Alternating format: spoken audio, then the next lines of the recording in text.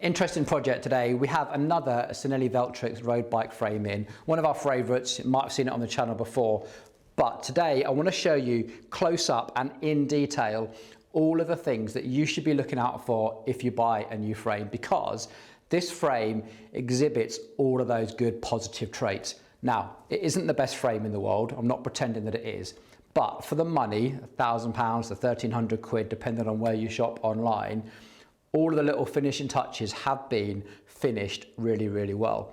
And I want to show you the impact that has, because behind me, we have another bike from a customer and he's not really that happy with it. It's not quite the right fit, but also there's a few build issues in there as well. And as we dismantle this bike and build it onto this one, I think we'll be able to show you close up and in details all the impact that these things actually have on the longevity, the durability, the dependability of your future bike. Okay, hope you're going to come along for the ride. Let's get started. First thing I want to show you is these rear brake mounts, and it's really, really important that these are flat. And what really helps is this center section here is below the two brake mounts, because we have to use a circular cutter like this, and it's going to cut into the frame here. So if this is just completely flat, when we cut into the frame, these are going to be below the surface. And that's going to make it really, really hard to get a brake on there to sit completely flat. Now, we use a jig like this, and this is all designed to be very, very tight 90-degree angles. So as we set this, we can set this to be perfectly flat and aligned to the actual axle of the wheel as well. Okay. It's definitely also worth checking the underside as well, just as important, because if your bolt is not touching exactly right, your brake caliper is always going to be a little bit out of alignment and your brakes are always going to rub. Next up are the actual axle areas, because if there's paint on here, when you put the axle in, it's just going to start stripping all that paint off in a really ugly way. It should look like this, where it's been masked off and machined out to exactly that 12 millimeters. The other side, where the mech hanger is, really pay close attention to this, because there are some awful mounting systems out there. And I've even seen some out there where the thread is actually in the carbon itself, which is an absolute recipe for disaster. This is a two-piece mech hanger and it works really, really well. It bolts together, it's really well dependable. It will break in an impact, but it will break the mech hanger and not break the frame as it goes. So this is a really nice solution. Now, it's worth paying attention to all these little cable entry and exit points on the frame. If it's just using plastic fittings, they're not normally durable enough to take that cable tension. And these should be a good quality stainless steel bolt, because they're really open to corrosion. What we're looking for is nice cable runs. If you see lots of furry carbon in there that your cable's going to get snagged on, that's not great. This is a really nice way of finishing and actually really common as well. We like this system. Okay, let's take a look at this bottom bracket, because they've actually put in a complete aluminium insert and they've left a big unpainted area as well for facing. Now, it doesn't need facing because it's all been treated already, but in the future, if this gets a little bit rusty and a little bit pitted, maybe a little bit damaged, then any bike shop should be able to use facing tools and square that off so your bearings are still going to fit nice and straight. Threads look nice and clean, and it seemed to be bonded really, really well. Now, if it has got press fit, don't worry, we're going to show you how you can check press fit in a second as we dismantle that other frame.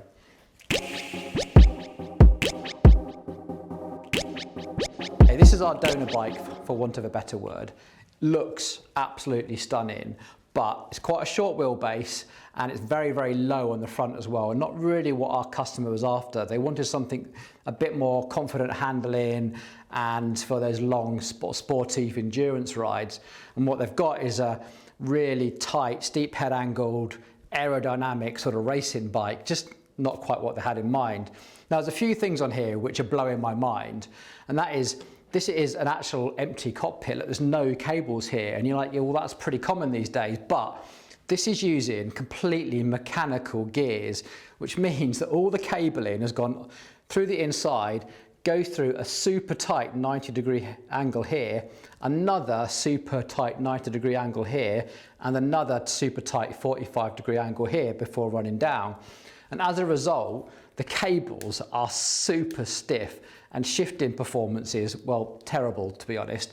This sort of setup is really only designed for Di2 and SRAM access, where you don't have to have those nice cable runs to ensure good smooth shifting. So kudos to the mechanic that installed this, because I am dreading taking this apart, because that must be jammed in there so tight.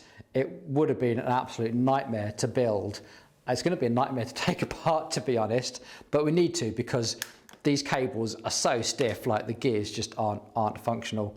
Other things, the chain is way too loose. I mean, it's got like one link, at least too many in there, and it's just going to rattle around. It's touching the mech here, and it's, yeah, anyway, just pulling the cables out, and you can see it's been such a struggle for the mechanic to feed these through. There's actually quite a big kink in the gear cable here. This is really going to affect shifting performance, and no wonder, because it would have been so hard to get this to actually route through with all those really, really tight cable runs. Now, I don't know how well you can see this, but this bolt is from the stem faceplate, and it's actually a Torx bolt, but it's been done up really badly, and inside you can see it's damaged. I've gone and got the best quality tool I can find, a Weira T25, and you can see how much tool slop there is there. There, if you can see, but just how much damage has been done to these brake hoses by trying to force them through this tiny little aperture.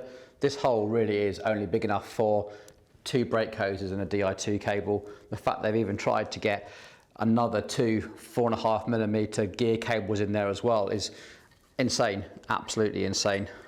It is the size of the hole that they were trying to get all of that through. Look at all the damage it has done to the cables. Really, really chewed those up. Particular brake cable, where it's been compressed, I think we're actually going to replace this to be on the safe side. I think you can see here just how tight these radiuses are. Like, had absolutely no chance of getting good shifting performance at all.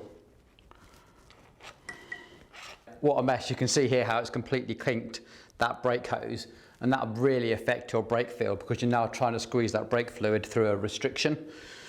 I have to say, fair play to the mechanic who did this. This would have been a hell of a task, but just because you can do it doesn't mean that you should. Okay, I think it's time for an autopsy on this frame. Now, there's more problems on this than I was hoping for, but I am glad to say that the brake discs are flat. We've got the jig on those, and they're nice and flat. There is paint overspray everywhere. Like, you can remove the mech hanger and there's paint. I mean, this mech hanger actually swivels backwards and forwards. It's not a great fit. Paint overspray all on side of the seat post. It's a bit of a disaster area in there. But the really big issues on this are the headset and the bottom bracket. And these are the bits that you're going to feel as a customer, because everything's going to creak and squeak and not function like you expect. Now, inside here, there is so much paint overspray. It is unreal. Not just like someone sprayed it, but that build up of paint that you get if you ever use a spray can, there is just big globs of paint in here. And the problem is, here's one of the bearings, is that when you put the bearing in, it doesn't sit, and I can wobble it backwards and forwards. Maybe you can hear that. That should be flat. And that is the same on the bottom. It's quite a loose fit as well. It goes straight in, so without that paint it would be really, really loose, but you can feel that wobble. That should be against the flat surface. That shouldn't happen. Right, the bottom bracket. Now, there is loads of paint overspray. I've taken loads of pictures which I'm showing you now, but what you're looking at, this is a go, no-go gauge. It's dead simple. It's a piece of lathed aluminium down to 40.085 for a 41mm shell. Now, because of all that paint overspray, and to be fair, it's not even round, like you can look at this and you can see that it's off center to where that is supposed to be. So this is designed to neatly slot in. You shouldn't be able to force it. It should just neatly slot into place. And, well, it doesn't even go in. It doesn't even go. But you can see how much that is wobbling backwards and forwards.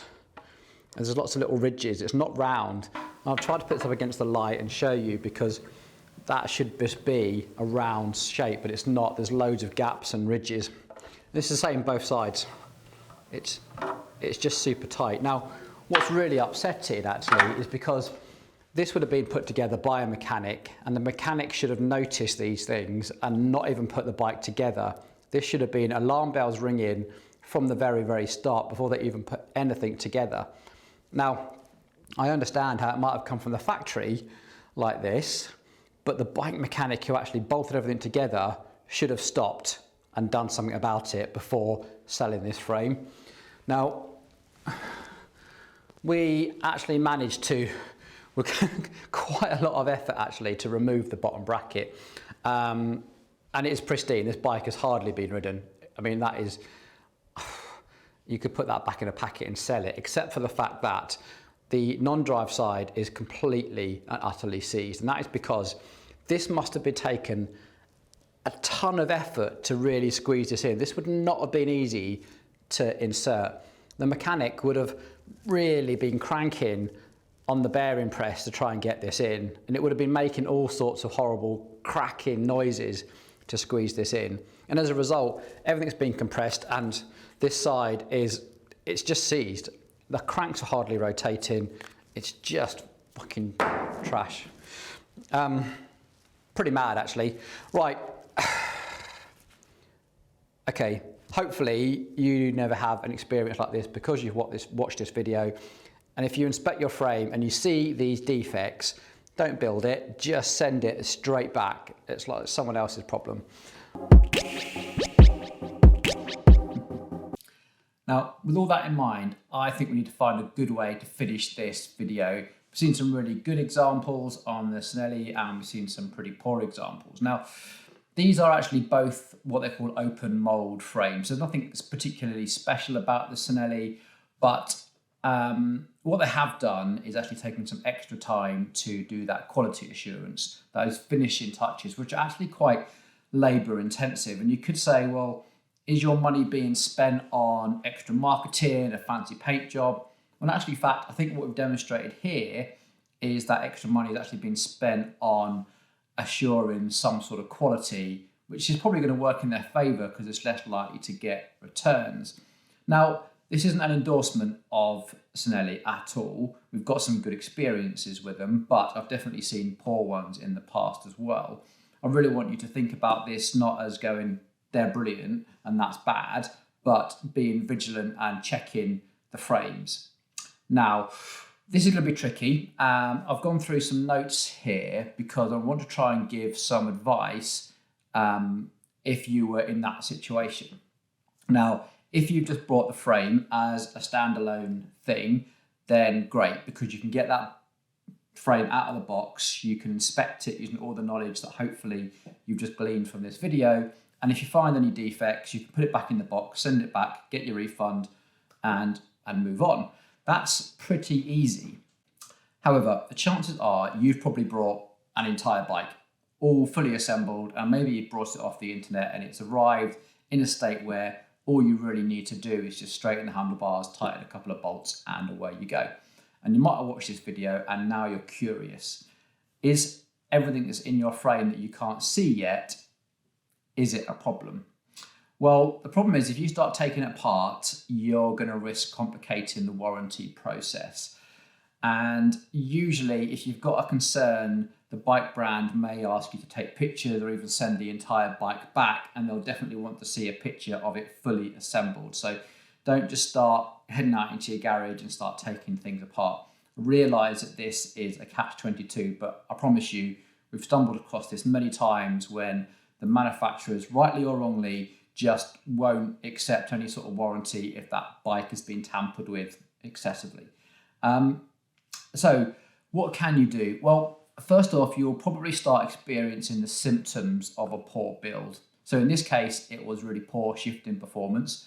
And people kind of chalk this up to having made a cheap group set choice. So it's only just 105, it doesn't perform as well as Ultegra. That's not true. There's lots of different things like that cable routing, like you saw, that can really affect performance. And the same with that brake cable as well. That fact that brake cable was under, as had been bent and had gone under a restriction, is poor braking performance. And you would blame it on that 105 component and not necessarily blame it on the quality of the build.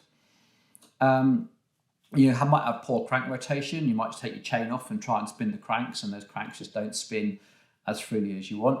You might have a really creaking or a clicking bottom bracket that just seems to eat through bearings, and you're constantly changing the bottom bracket. Your headset might not function properly. I mean, in this case, there was so many cable stuff down there that the headset didn't actually turn properly and had like a weird notch in the steering. But when those headset bearings are knocking, you will feel that in like creaking and clicking as you get out the saddle and ride and that sort of thing. And yeah, your bearings will wear out just faster because they're just not running on those races like they should. When it comes to the brakes, your brakes will just rub constantly because they're just sat at an angle, and you probably won't know until you come to change your brake pads, and then that will become really evident because you'll see an angle of wear on the brake pads. Now, if you've got concerns about your bike, what should you do? The first thing you should do is definitely get in contact with the manufacturer. Make sure you keep that receipt, and they're going to ask for pictures. There's rarely anything that you can see from those pictures because you're only going to have to see the whole bike. You can't really get in there. They might ask you to go to a local bike shop and get them to check it, being checked over by a professional bike mechanic. And this is something you could do first. It's not normally seen as the polite way to do things, and you sometimes complicate the process, but we've definitely done the work where there's been suspicions and we've taken the bike apart and we've documented it and reported it and then given that report to the customer, who's then gone on to the manufacturer to try and make a warranty claim. And that has been successful in the past. In other times, it has complicated it and they've wanted the whole bike back. And they've accused us of doing some of the damage as well, which, anyway.